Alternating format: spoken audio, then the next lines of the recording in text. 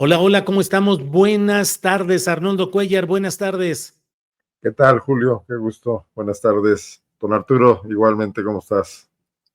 Arturo, buenas tardes. Buenas tardes, Julio. Buenas tardes, estimado Arnoldo, a la audiencia.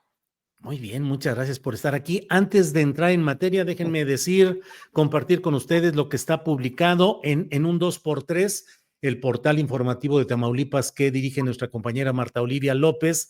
Habla de jornada de enfrentamientos en Tamaulipas, deja como saldo 2 policías muertos. Eso es lo que reportan.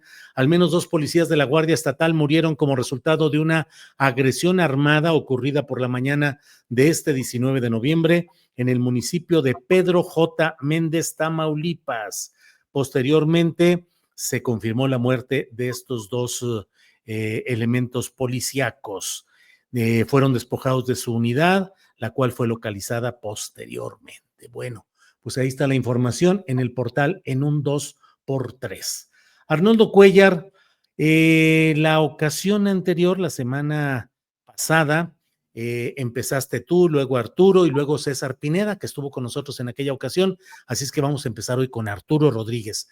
Arturo, adelante. Arturo, hay un tema que se emitió hace una hora y media, un comunicado de la Comisión Nacional de Derechos Humanos en la cual se hace una crítica muy dura y muy ruda acerca de los críticos de la presencia, la continuidad de la señora Rosario Piedra ahí. Dice el pronunciamiento: la CNDH es objeto, una vez más, de la burda campaña mediático-partidista que ha enfrentado desde que inició la gestión de Rosario Piedra Ibarra. Dice que es necesario desenmascarar a varios otros actores. Dice, hay algunos ataques y denuestos vertidos por personajes con tan nula autoridad moral y tan descalificados que hasta prestigian. Pero hay otros actores y opinadores que es necesario desenmascarar porque por su aparente perfil progresista pudieran confundir, lo que vuelve sus expresiones aún más arteras y más cobardes.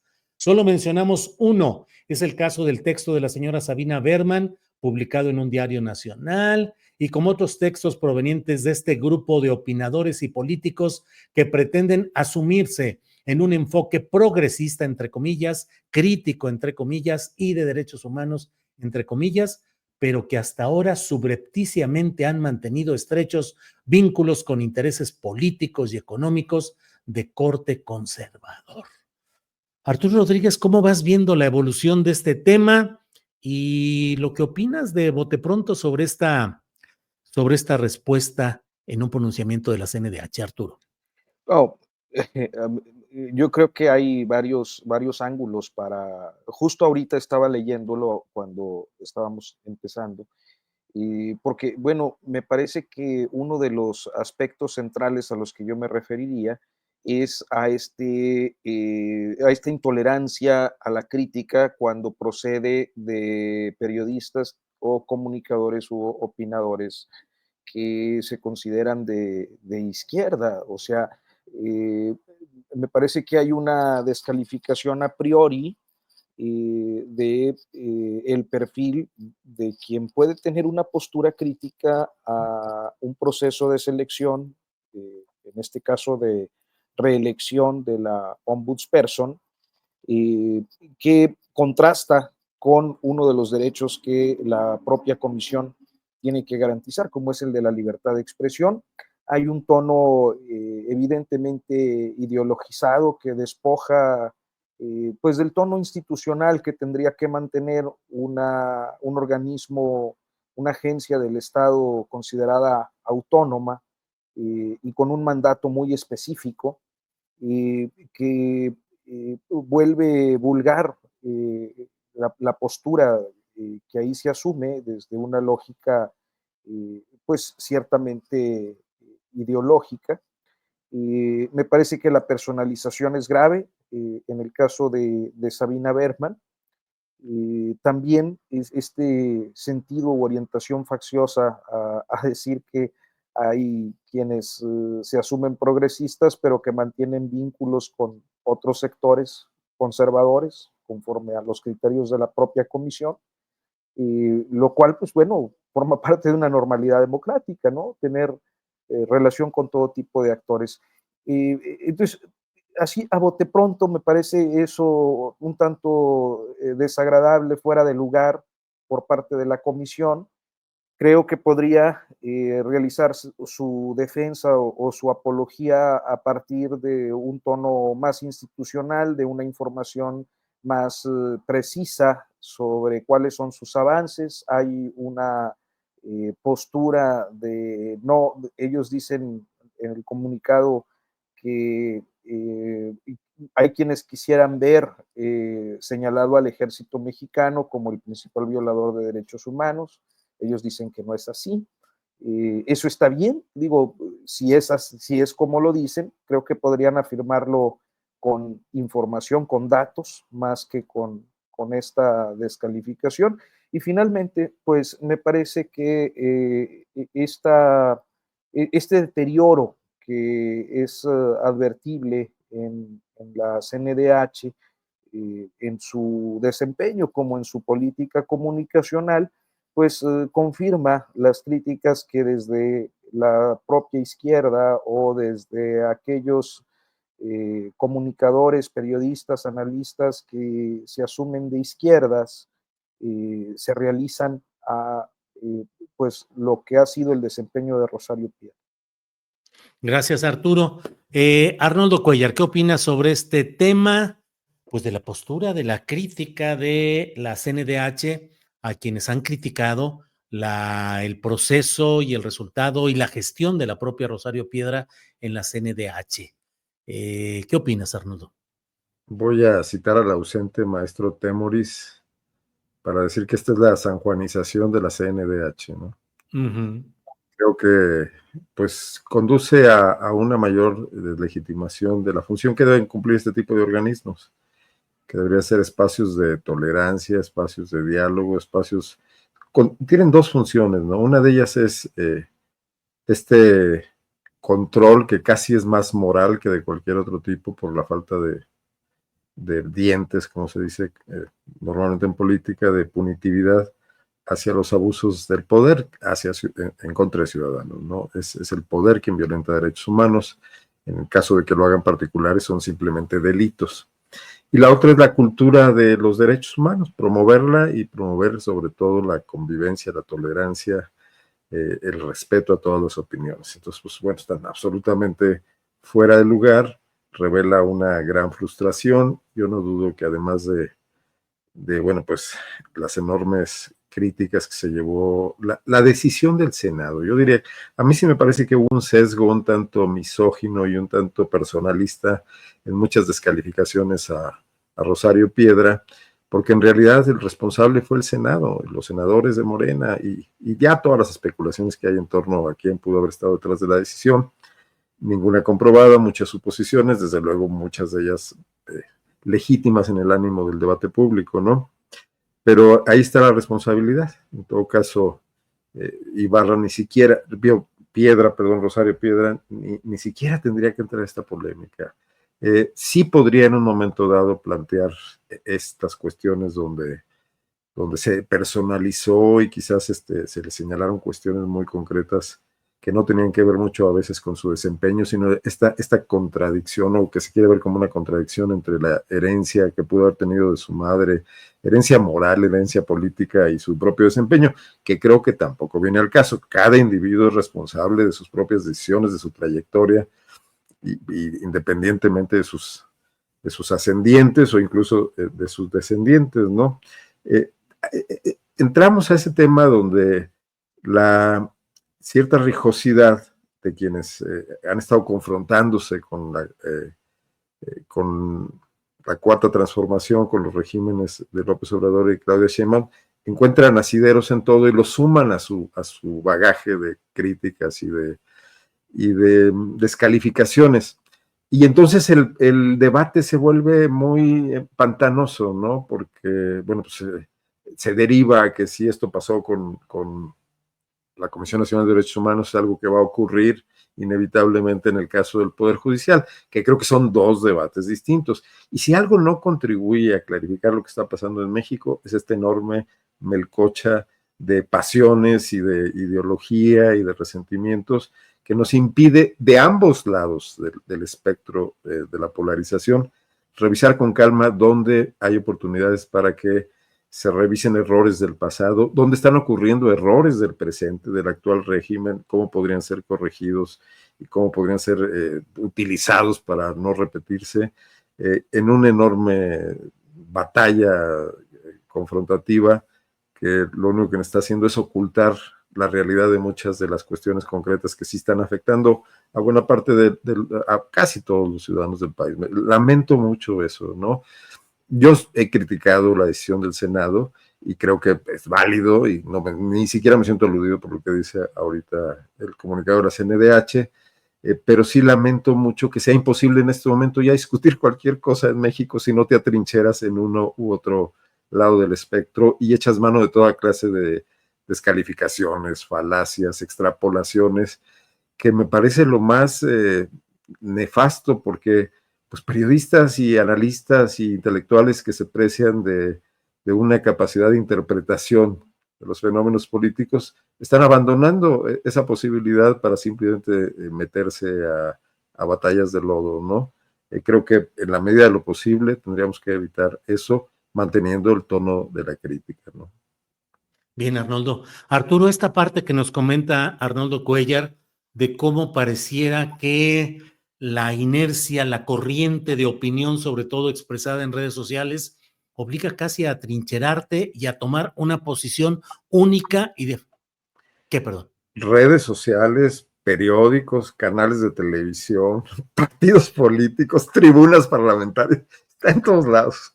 En todo, en todo. ¿Qué hacer frente a ello, Arturo Rodríguez, en esa batalla de lodo lanzado de manera múltiple y en todas direcciones en cuanto se toca cualquier asunto en lo que pareciera ser ya el abatimiento de la capacidad de análisis y de debate productivos, sanos, eficaces, para entrar solo al denuesto, a la ofensa y a la degradación, pienso yo, a reserva de que eso mismo provoque una cascada de comentarios críticos u ofensivos, pero la degradación del debate público, Arturo.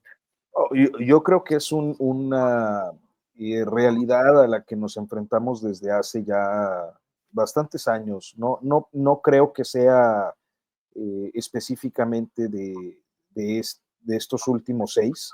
Creo que viene de un poco más atrás, sobre todo a partir de que pues las fuerzas políticas tomaron conciencia de la importancia de las redes sociales y la forma en la que a partir de estas podían influenciar, a veces a partir de mecanismos muy bien proyectados para poder incidir con eficacia en la opinión pública, con experiencias muy afortunadas y con otras muy desafortunadas, sobre todo cuando quedaron expuestas, pues granjas de bots y todo eso, y muy eficaces cuando son parte de un proceso ciertamente orgánico, en el sentido de que pues los simpatizantes, sobre todo del gobierno López Obradorista y ahora claudista, son muy activos en las redes sociales y suelen asumir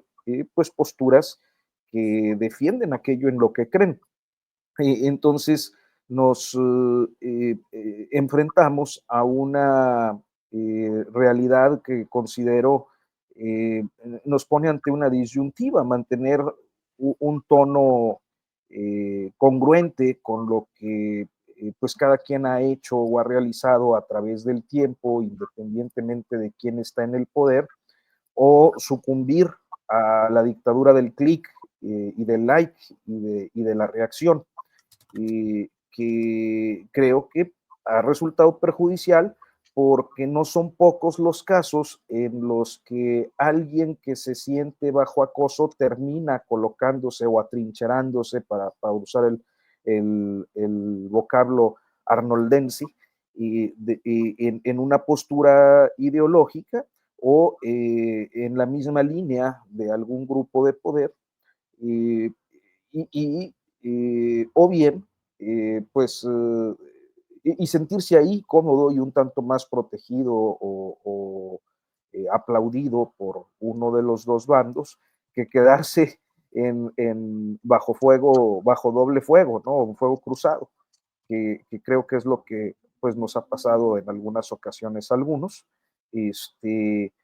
Pero bueno, pues no queda más que resistir desde una postura de independencia para quienes así lo tengan, esa sea su convicción, como también, o sea, a mí no me parece mal que haya periodistas o comunicadores o analistas que estén completamente simpatizando con el régimen o que estén completamente opuestos al régimen, porque a final de cuentas creo que a la sociedad pues le viene bien el pluralismo, aún con las herramientas de manipulación masiva que hoy se facilitan a través de las redes.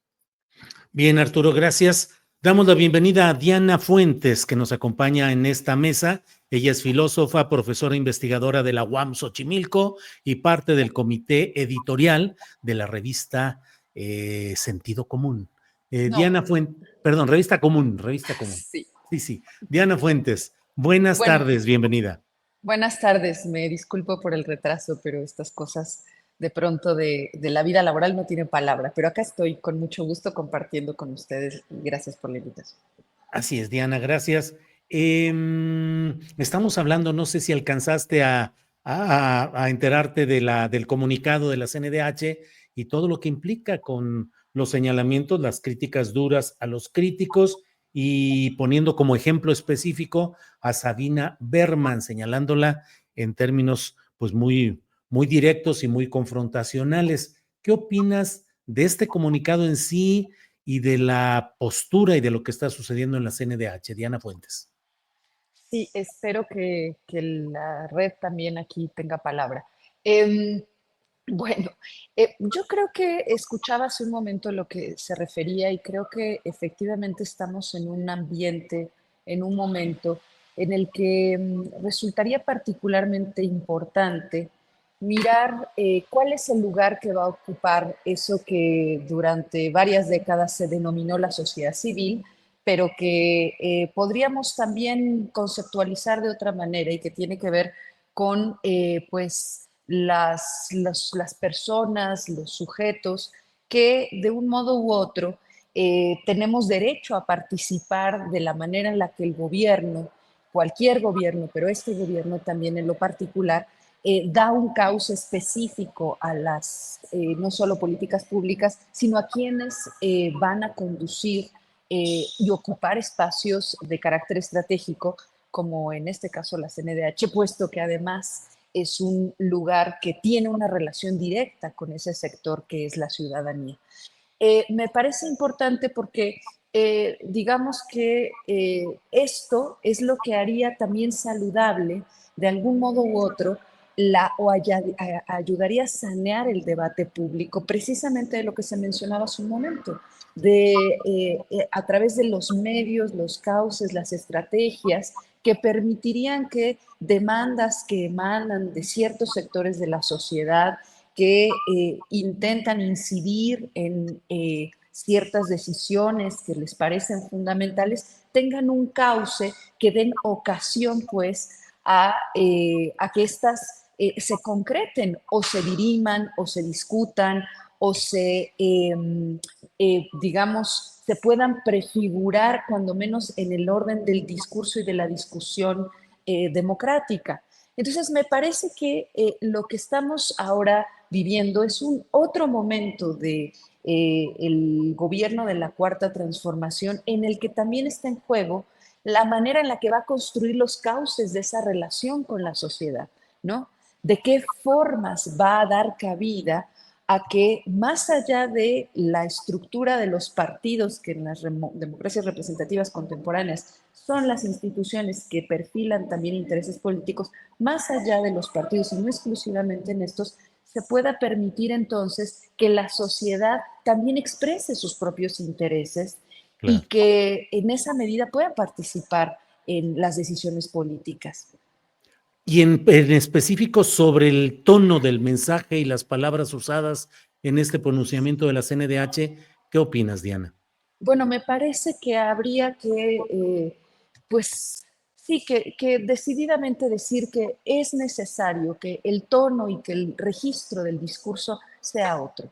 Es decir, es necesario que pasemos también a la discusión sobre cómo desde ciertas posiciones estratégicas, ya sea estrictamente articuladas al gobierno o de voces que tienen también una afiliación política claramente favorable al gobierno, tiene que construirse otro orden del discurso, porque por este camino y bajo ese tipo de comunicados, pues en sentido estricto lo que se está haciendo es abonar a desasear la discusión pública, ¿no? Entonces, me parece que esto es fundamental. La forma es fondos, dicen siempre, ¿no? Ujú. Y las formas a través de las cuales prefiguramos la sociedad democrática que queremos sostener en el tiempo, creo que es fundamental. ¿Crees que ha sido positivo que se mantenga Rosario Piedra como presidenta de la CNDH? Yo creo que más allá de que si hay un elemento de carácter jurídico que incluso podría, al que se puede apelar sobre la permanencia de ella al frente de la CNDH y si hay la necesidad de que ese elemento de carácter jurídico se modifique o no, creo que sí hubiera sido absolutamente necesario que en la perspectiva de un espacio tan importante para la ciudadanía se permitiera o se diera cabida a que los otros perfiles tan bien evaluados, tan soportados por otros sectores de la sociedad, pudieran haber tenido espacio para ocupar ese lugar. Creo que aquí lo más desafortunado es más bien cómo se puede dañar la opinión que hay sobre los procedimientos que se siguen en el gobierno para espacios, insisto, que son estratégicos para la ciudadanía. Entonces, creo que ahí desafortunadamente hubo un error que de largo plazo puede tener costos. Bien, Diana, gracias. Arturo Rodríguez, vamos pasando a otro tema que es el movidito a nivel informativo y mediático, que es la visita, la asistencia de la presidenta de México al foro del grupo el G20. Muchas reuniones bilaterales, un discurso y bueno, la reanudación de la presencia física de quien preside los Estados Unidos mexicanos en este tipo de foros. ¿Qué te ha parecido? Ahora sí que tanto en forma como en fondo, Arturo Rodríguez. Yo creo que es un momento importante en la política exterior mexicana, el relanzamiento de una presencia que creo que resultaba indispensable en términos de posicionamiento país y también de una historia eh, muy, eh, pues creo que de los aspectos en los que el Estado mexicano se ha distinguido a través del tiempo, con una nueva presidenta que además es un perfil completamente distinto para mostrar al exterior y con una necesidad de mostrarle al mundo de quién se trata, especialmente porque creo que para el Estado mexicano uno de los espacios, o sea, mejor dicho, a ver, para el gobierno de México, los últimos 6 años eh, sirvió el espacio de la política exterior y de la diplomacia eh, para que las oposiciones fijaran una serie de ideas y de posturas críticas al gobierno mexicano que me parece que no en todos los casos o en la mayoría de los casos reflejaban la realidad. O sea, veíamos un activismo muy intenso de actores de la oposición al actual gobierno, eh, acusando temas de, por ejemplo, autoritarismo, eh, complicaciones o tropiezos ante la libertad de expresión o retrocesos en materia de libertad de expresión, democracia electoral, entre otros. Y en ese sentido, quizás uno de los momentos o de los aspectos más críticos dentro, pero también fuera del país, pues ha sido la reforma judicial que la presidenta Claudia Sheinbaum ha hecho suya.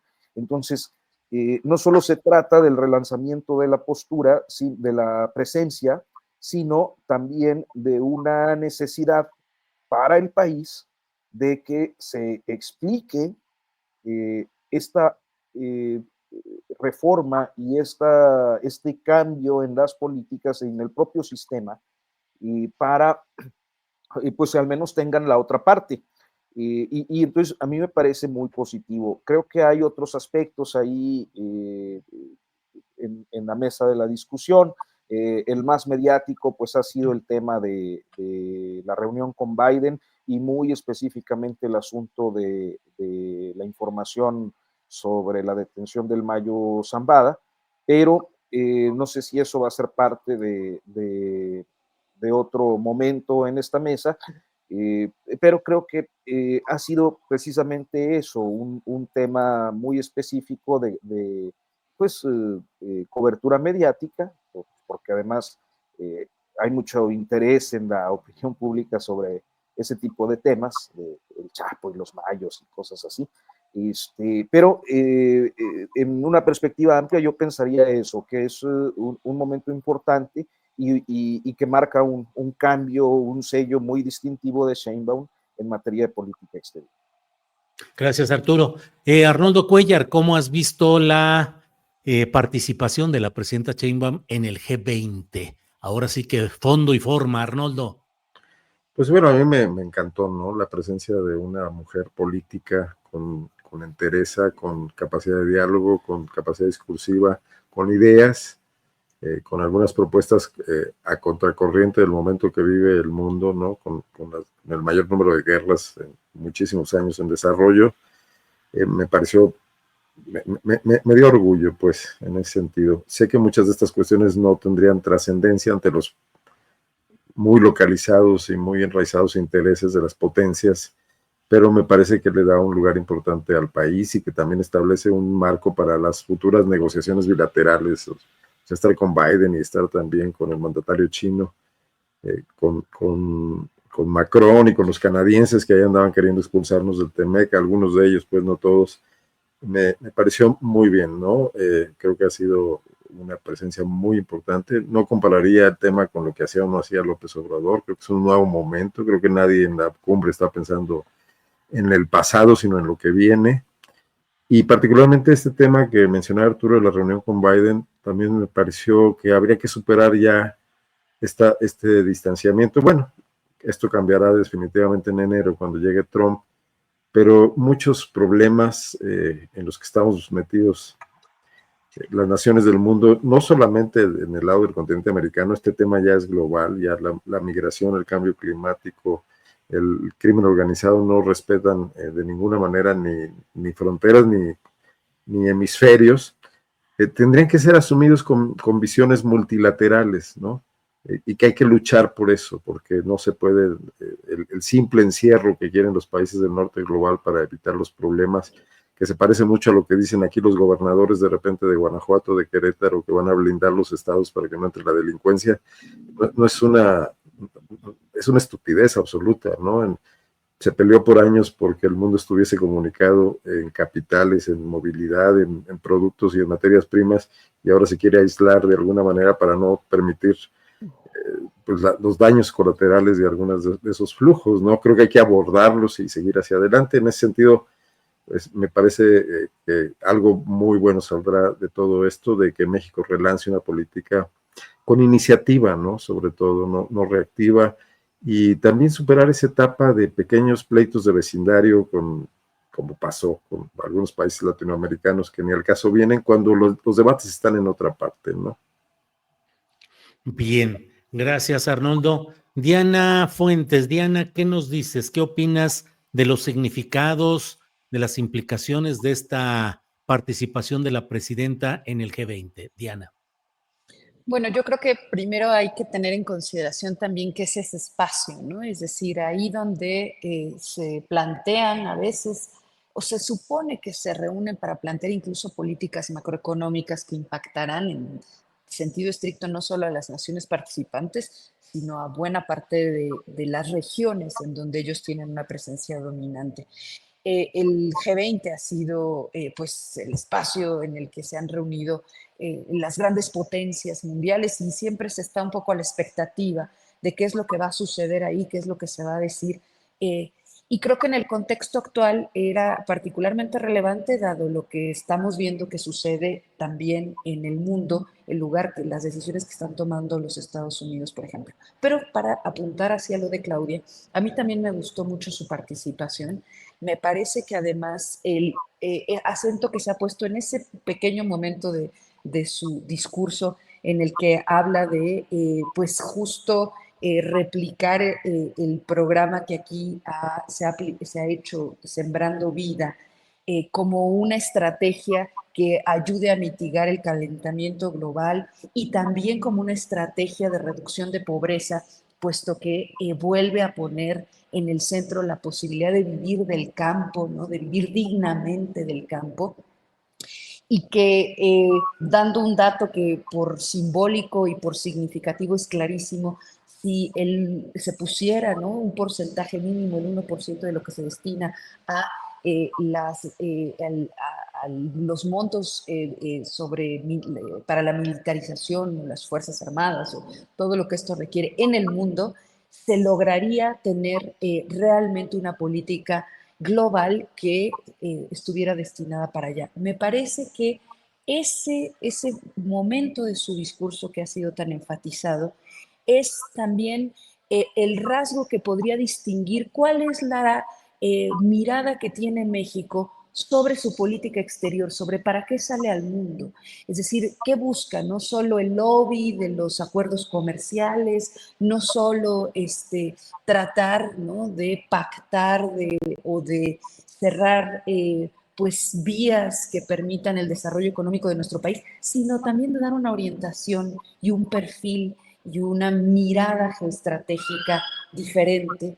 Ese aspecto me parece fundamental. Por supuesto, como ya apuntaban, eso también tiene un tono diferente a lo que había sido la presencia, que casi fue nula, de Andrés Manuel en eventos de este carácter, y que pues tenía sus razones y sus motivos por la sobreexhibición que había en los sexenios anteriores en esta clase de espacios en los que se iban a tomar la foto, pero que realmente no tenían un impacto específico. Y creo que ahí está el rasgo distintivo. Claudia va, pero Claudia parece, ¿no?, tener entonces toda la intención de usarlos para poner un sello muy peculiar que creo que sería muy relevante. Bien, gracias, Diana. Arturo, Arturo Rodríguez, pues el Tribunal Electoral del Poder Judicial de la Federación dice que adelante con la elección de jueces, magistrados y ministros. Se espera que mañana el INE, en una sesión de su Consejo General, dé el arranque para esta elección judicial. Y bueno, ahí va caminando, pero todavía con la persistencia de algunos personajes del Poder Judicial que siguen insistiendo en la necesidad de desahogar aún las suspensiones que quedan pendientes y otros procedimientos judiciales. ¿Qué esperar de lo que viene ya en la postulación de candidaturas a estos cargos en lo que será pues la reconfiguración de un poder judicial, Arturo? Bueno, yo creo que lo primero que viene es la urgencia en esa claridad, lo que acaba de resolver el Tribunal Electoral y lo que resuelva el INE el día de mañana, porque creo que uno de los temas claves que no necesariamente está presente en la discusión, pues tiene que ver, uno, con el presupuesto, y porque pues sí, esas cosas cuestan, ¿no? Y no cuestan poco. Dos, tienen que ver con la logística de un ejercicio completamente nuevo.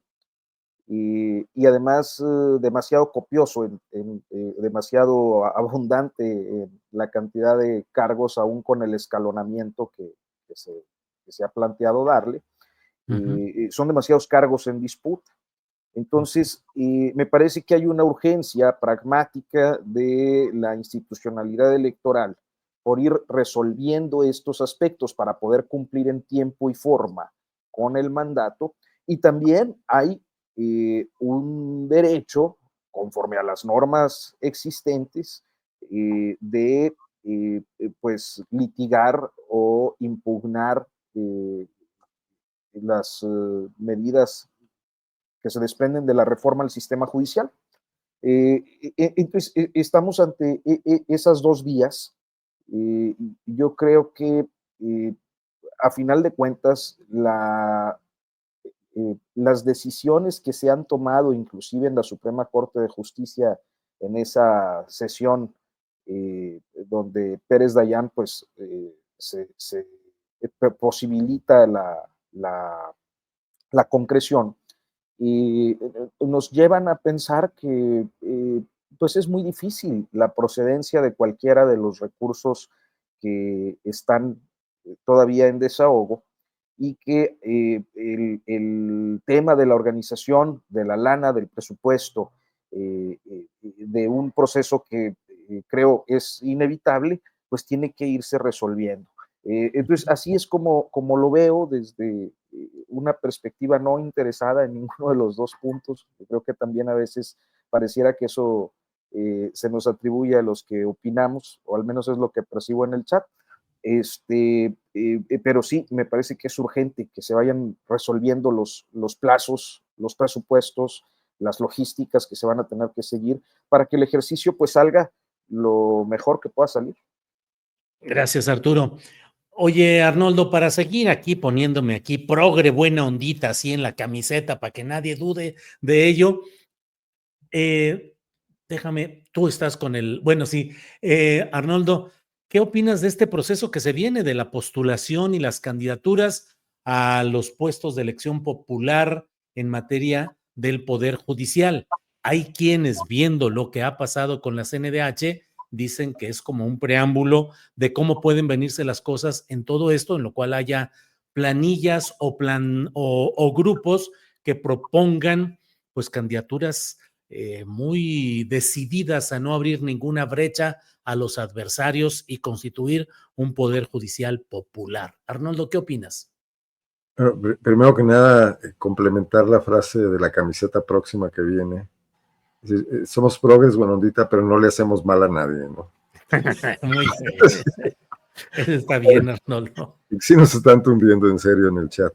Mira, yo creo que la 4T y su maquinaria en las cámaras ha mostrado una gran eficacia, ahora sí que al estilo calderonista del haya sido como haya sido para sacar adelante la reforma.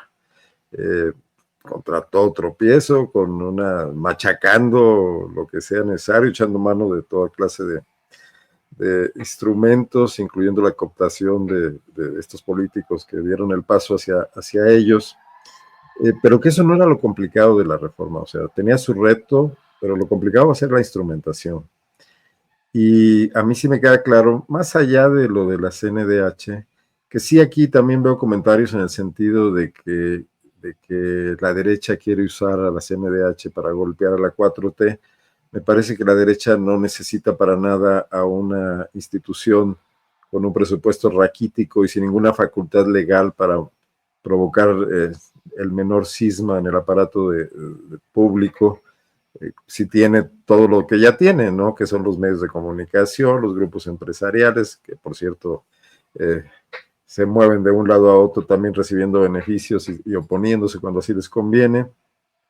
Una fuerza parlamentaria que de alguna manera ahí está todavía en el Congreso, que está opinando, y bueno, todo lo que sabemos. Entonces no me parece excesivo el argumento. Pero sí, en el caso del Poder Judicial, lo que nos están demostrando es una incapacidad para mantener un equilibrio, ¿no? Para que se busque a fondo, digamos, partamos de la premisa muy López Obradorista de que se prefiere lealtad a capacidad o a competencia o a incluso calidad profesional o académica. Eso puede privar en algunas de las instancias que van a participar en el proceso, bajo esta lógica que también se manifiesta mucho de que ganamos las elecciones y estamos dispuestos a ejercer nuestra mayoría hasta donde sea necesario. Un poco como en el caso de aquella película de Shrek, ¿no? Traigo un dragón y estoy dispuesto a usarlo. Sí me da una gran desconfianza, pero se combinan dos cosas. Se combina esa intención política, un poco, sí, con ánimo totalitario, con la incapacidad de organizar con un serio sentido de una gobernanza, digamos, sana, creíble, la posibilidad de hacer esta epopeya, este enorme esfuerzo para replantear un nuevo poder judicial en México. Yo creo que ahí es donde van a estar sembradas las bombas que ya no se lograron explotar ahora en el cambio constitucional. Creo que ahí el movimiento de Morena, la Cuarta Transformación, sus múltiples corrientes, los intereses que la conforman por regiones en el país, sí van a meterle mano a este tema y va a ser casi imposible darle seguimiento pues a una cantidad enorme de currículums, de procesos. Siento que puede ser algo bastante caótico, ¿no? Incluso ya metidos en gastos, ni siquiera por el tema de que haya una cierta perversidad, sino lo que es la madre del caos, ¿no? Una serie de eventos desafortunados donde se sumen incompetencia, intereses y mala fe puede dar lugar a un proceso muy, muy accidentado. En ese sentido yo creo que soy pesimista al respecto. Y ahí tendremos que estar, ¿no? Encontrando lo que vayamos viendo. Bueno, bien, Arnoldo. Diana Fuentes, para documentar nuestro optimismo o nuestro pesimismo arnoldiano, ¿qué opinas? ¿Cómo avisoras esta nueva Ahora, etapa? más Sí. decir algo, tampoco es el fin del mundo, ¿no? Tampoco es algo que no tenga remedio. Yo ya iba con mi pancarta de el fin del mundo judicial se acerca, No, arrepentidos. el fin del mundo está ahorita cerniéndose en Ucrania, Sí, pero eso es otra cosa. Calla, claro, así es, así es. Diana, ¿qué opinas sobre este tema que es la fase de la presentación de candidaturas? La lucha para conseguir las reformas específicas constitucionales ha sido ardua, complicada, pero ya está, todavía con algunos asuntitos ahí pendientes de resolución, pero en general ahí va. Pero viene lo otro, en lo cual dicen que el diablo mete los detalles. Viene la postulación de las candidaturas y los naturales intereses políticos que influyen en todo proceso político. ¿Cómo ves ese proceso que se viene, Diana? Yo diría que optimismo de la voluntad y pesimismo de la razón a veces, pero en este caso decido ser optimista, pero no ingenua, que creo que ahí está también un elemento. Es decir, evidentemente en el proceso va a intervenir los agentes políticos que están plenamente involucrados con el gobierno de la 4T, con Morena, tanto como los otros, porque francamente es que muchos dijeron que iban a renunciar al proceso, muchos jueces y demás que renunciaban al proceso de antemano y demás, pero la verdad es que ya sobre la marcha yo creo que tanto los partidos políticos como las fuerzas fácticas van a decir, momento, esto ya es un hecho, hay que entrar y hay que también ahí intentar tener una presencia determinada. Entonces, yo creo que además tampoco per se eso, digamos, sería negativo, es decir, también las fuerzas políticas actuaban en el Poder Judicial antes de la reforma, ¿no? Y eso lo sabemos bien, es decir, no solo desde sus nombramientos, sino también desde su actuar ordinario. Lo que sucede ahora, por supuesto, y lo que nos puede generar cierta suspicacia, es más bien cómo se va a hacer la elección de perfiles y luego eso cómo va a irse proyectando en esas campañas que llevarán finalmente a la elección. Creo que lo saludable precisamente en este caso sería que todos los momentos del proceso fueran muy claros a las y los ciudadanos, de manera que a pesar de la dificultad que ya se describía, porque seguir cada uno de estos sería quizá imposible, pero que sí nos permita entonces seguir ese progresivo, digamos, proceso de alfabetización social que está habiendo en torno a cuál es el lugar del Poder Judicial, para qué sirve el Poder Judicial, por qué es importante transparentar sus funciones, porque la justicia es un asunto de todos. Entonces, me parece que yo creo que tendríamos en todo caso que pensar en que sí que va a implicar una renovación de un montón de perfiles. Yo ya conozco casos de personas que están ya levantando la mano y diciendo, yo le voy a entrar. Y al verlos, de quiénes se trata, digo, bueno, en otro escenario, en otro México, jamás hubieran tenido oportunidad de ser parte del Poder Judicial si no hubieran participado de esa estructura de poder que lo componía, de prebendas, también de amiguismos y de preferencias políticas. Entonces, digo, la razón puede encontrarle muchos posibles fallos, que resultará oneroso probablemente, que puede prestarse a todas las malas apetencias de la política ordinaria, ciertamente, pero creo que es un proceso que puede darnos una oportunidad que creo que hay que tomar y que creo que los partidos de oposición lo van a hacer. Hasta el momento han dicho que no, pero creo que en su momento también entrarán al juego, considerando que ya es un hecho que esto va a suceder. Muy bien, gracias, Diana. Arturo Rodríguez, vamos, ¿qué te parece si jalisquizamos tantito aquí el espacio? Porque ya viste que Enrique Alfaro presentó hoy una iniciativa en el Congreso de Jalisco para decir que estudien la posibilidad de retirarse del pacto fiscal. Esto debido a que señalan que ha habido un maltrato en el proyecto de presupuesto de egresos para 2025, que no han autorizado ninguna obra importante y que persiste un maltrato en ese sentido. Es obvio, Arturo, que en todo lo que es lo presupuestal, pues todos aquellos que no reciben la parte que suponen que esperarían, pues hay protestas, pero aquí se da un paso cuando menos formal, que ya veremos cuáles sean los requisitos para una votación ahí, si se necesita votación calificada o de mayoría simple, pero ahí va caminando este tema. ¿Cómo ves las reacciones que se están dando en materia presupuestal? Ya viste lo de la UNAM y del Politécnico que dieron marcha atrás, pero finalmente lo plantearon, y pues otras entidades que están preocupadas por los recortes presupuestales, Arturo.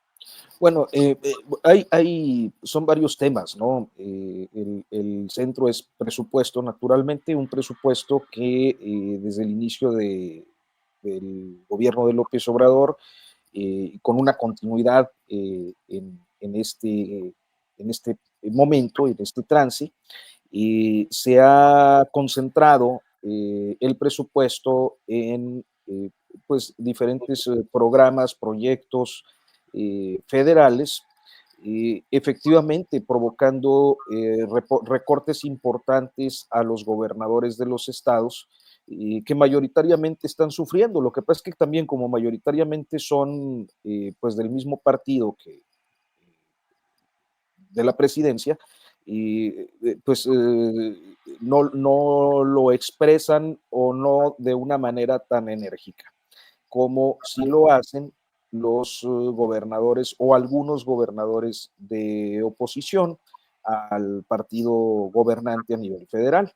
El tema del federalismo fiscal, que es básicamente la política de distribución de recursos para los estados de la República, ha sido un tema que históricamente va y viene. Yo lo recuerdo a través del tiempo por lecturas, naturalmente, con mayor claridad en los tiempos en los que me tocó iniciar como periodista. El reclamo, por ejemplo, de entidades federativas que tienen pues alto perfil en su Producto Interno Bruto, Nuevo León, Coahuila, Chihuahua, Guanajuato, Jalisco, que reclaman que la lógica de redistribución de los recursos, de los impuestos que se recaban en sus estados, se concentran en la bolsa federal, pues no retribuye lo suficiente para lo que ellos quisieran hacer.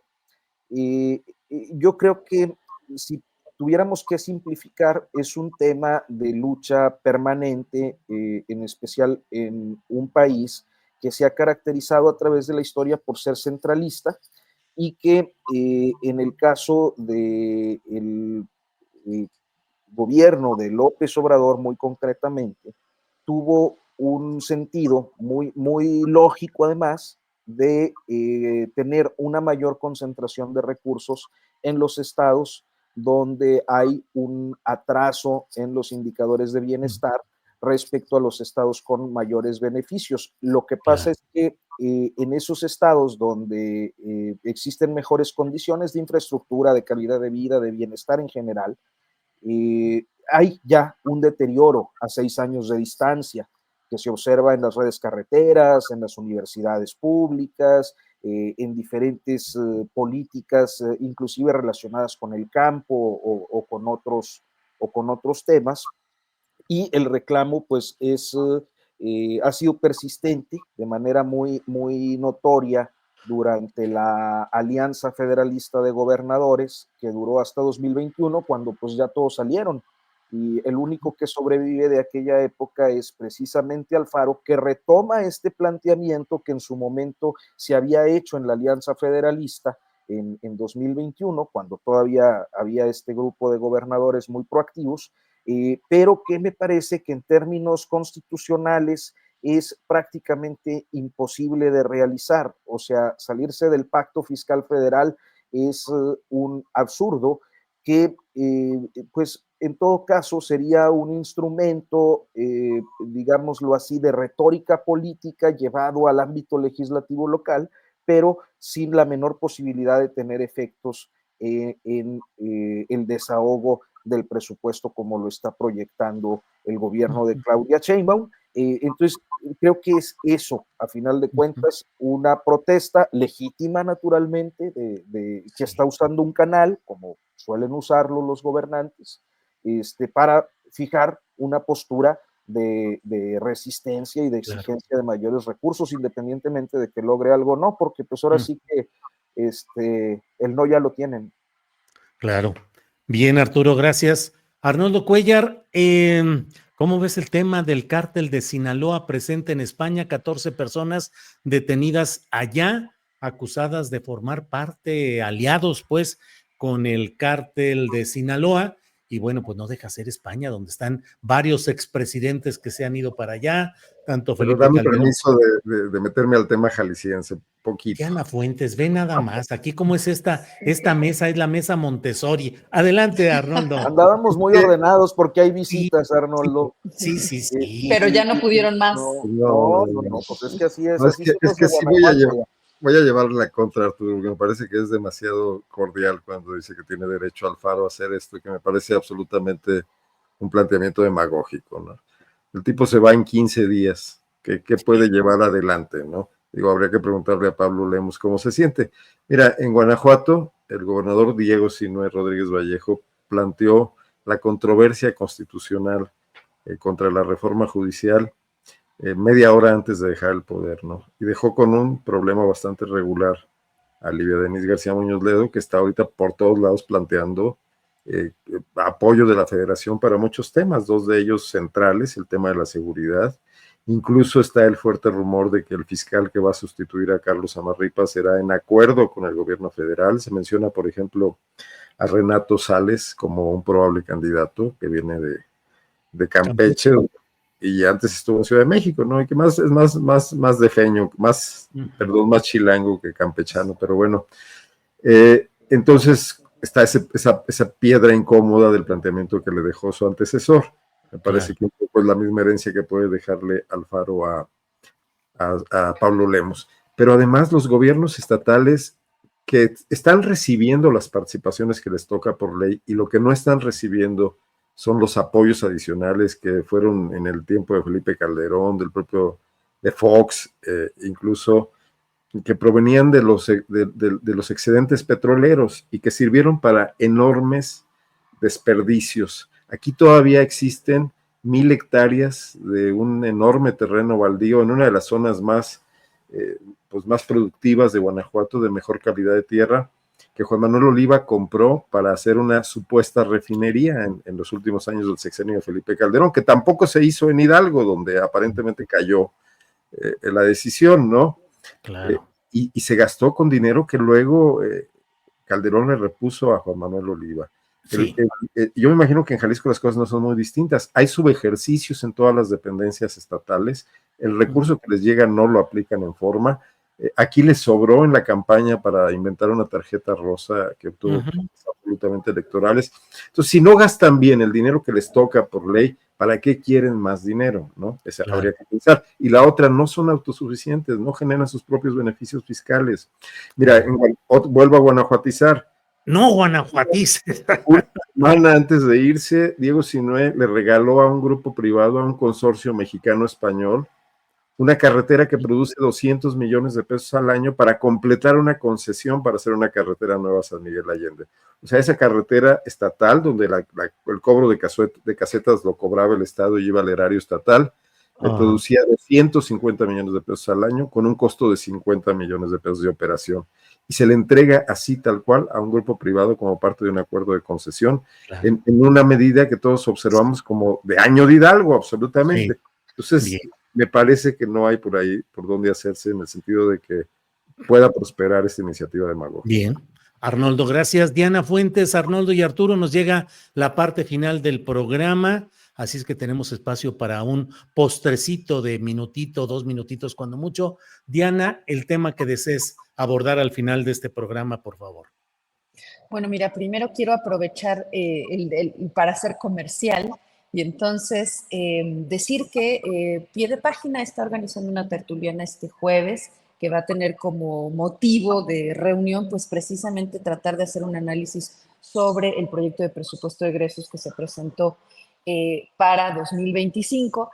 Y decir sobre esto algo que me parece también muy importante respecto de aquel anuncio que decía que habría un recorte presupuestal a la UNAM, a la UAM, al POLI, nuestras almas mater, ¿no? Y por tanto que nos preocupan, y que después se corrigió. Y ahí la pregunta que yo lanzaría solo como una provocación tendría que ver con hasta qué punto no esta propuesta que después tuvo que echarse para atrás y decirse aquí no se trataba de esto, es también manifestación de que hay aquí un debate sobre en materia económica, de que para dónde deben tomarse ciertas decisiones, si no es una manifestación pues de algo que se está discutiendo al interior del gobierno y que por supuesto tendría entonces quizá quienes sí estarían interesados en hacer recortes de esa naturaleza que después tuvieron que recular porque quizás su fuerza política no da para tanto.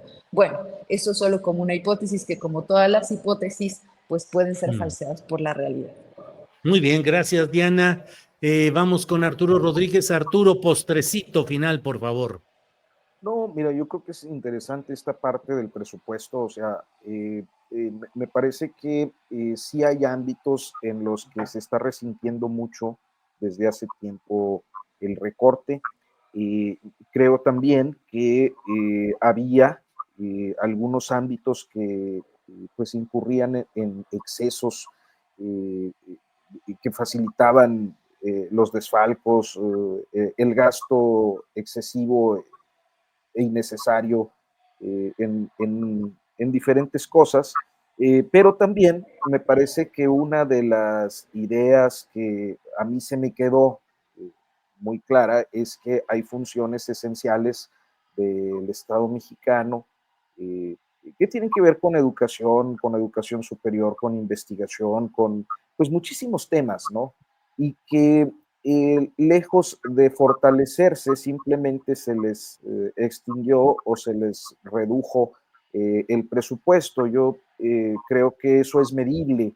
Por ejemplo, en el caso de temas muy específicos, la Comisión Nacional Forestal, instituciones de educación superior como el CIDE, por ejemplo, ¿no?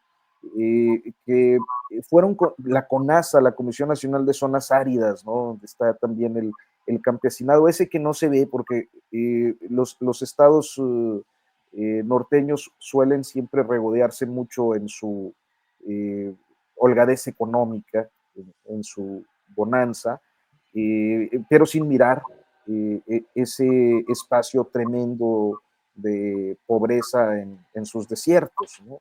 Entre muchos otros.